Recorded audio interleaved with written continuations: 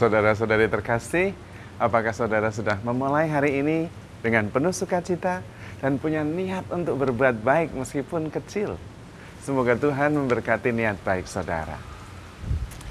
Saya ingin mengajak kita semua merenungkan tentang diri kita. Ya. Pikiran, perasaan, juga iman kita. Kalau ada superkomputer yang hebat sekali, artificial intelligence yang bisa bereaksi dengan cepat, bisa mengenali dan merespon dengan baik. Pokoknya canggih sekali, bisa mengantisipasi, bisa menghitung statistik dan sebagainya.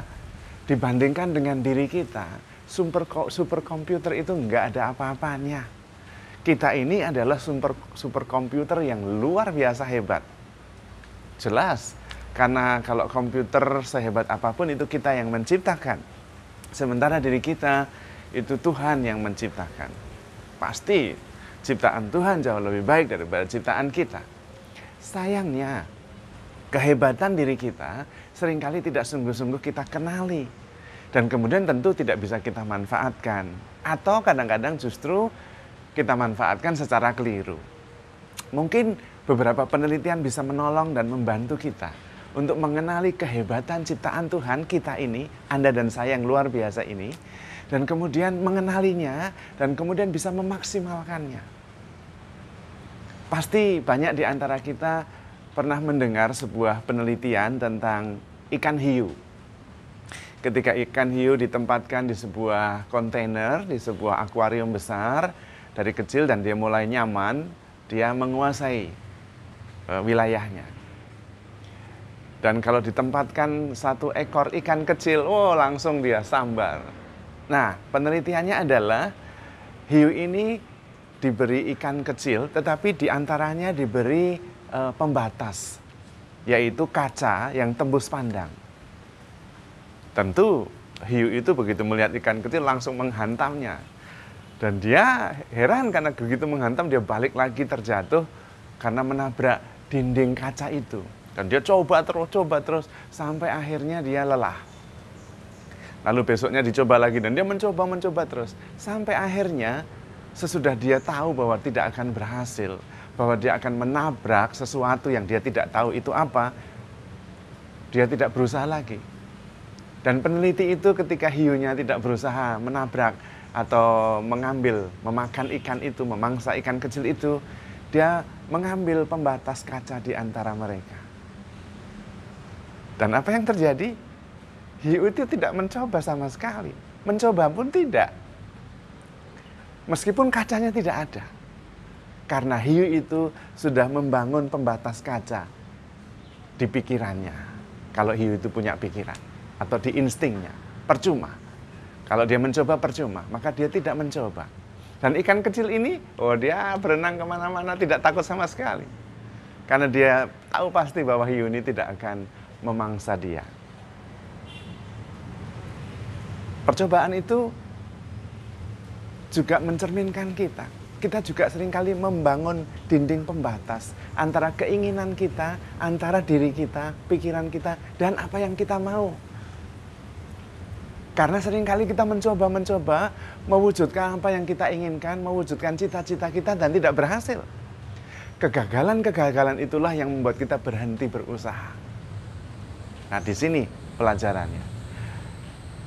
Kita seringkali membangun batas yang menghambat diri kita sendiri.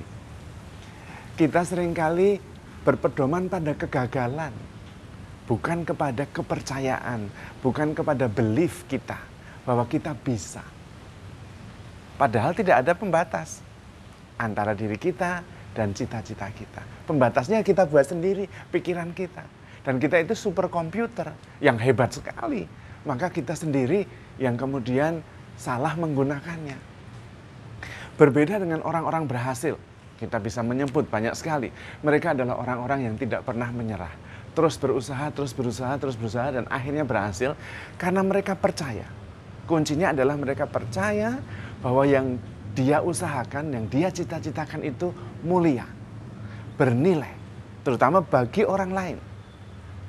Kalau bercita-cita melakukan sesuatu yang baik, tetapi untuk diri sendiri memang kadang-kadang kita menyerah. Karena kemudian kita sudah terputus dengan orang yang mau kita bantu. Tetapi kalau kita yakin bahwa yang kita lakukan itu membantu orang lain, berguna bagi orang lain, dan kita terus percayakan hal itu, tidak menyerah, pasti berhasil. Kita bisa menyebut banyak tokoh. Kentucky Fried Chicken, Colonel Sanders. Pertama-tama dia berusaha karena dia yakin bahwa ayam gorengnya ini akan disukai banyak orang karena enak. Bisa memenuhi kebutuhan banyak orang. Dan dia yakin itu.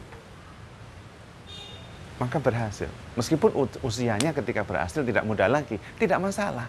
Kita ini super komputer yang hebat sekali. Hanya kita sendiri yang bisa membatasinya. Dan itu yang terjadi juga di dalam relasi kita. Kita dalam berelasi seringkali kita berusaha nabrak tembok, akhirnya nyerah. Dan itu yang sering terjadi justru dalam relasi-relasi kita. Yang lebih parah, relasi yang seperti itu sering terjadi antara relasi suami istri. Yang tidak boleh menyerah seharusnya ketika berusaha. Tapi persis justru relasi suami istri itulah yang seringkali membuat pasangan-pasangan itu menyerah. Karena sudah kenal kartunya semuanya. Dan kemudian merasa, pasti tidak berhasil. Percuma. Sudah berusaha, tidak ada perubahan. Dan kemudian menyerah. Bahkan tidak berusaha sama sekali. Kita sudah membangun tembok kaca. Yang kita sendiri kemudian sudah yakin bahwa kita tidak akan berhasil. Tetapi seharusnya kita tidak boleh menyerah, terutama di dalam relasi. Dan kita harus melepas pembatas yang kita buat sendiri. Kita harus yakin, percaya, believe bahwa kita bisa. Relasi itu terus-menerus akan berkembang. Justru melalui jatuh dan bangun itu, kita belajar dari orang-orang yang berhasil. Seperti juga penulis Harry Potter. Dia berusaha, ditolak sini sana puluhan kali. Dan terus berusaha. Dan lihat, dia menjadi penulis novel terkaya sekarang. Berhasil. Karena dia tidak mau membatasi dirinya sendiri dengan kegagalan. Jangan sampai kegagalan membatasi niat baik kita.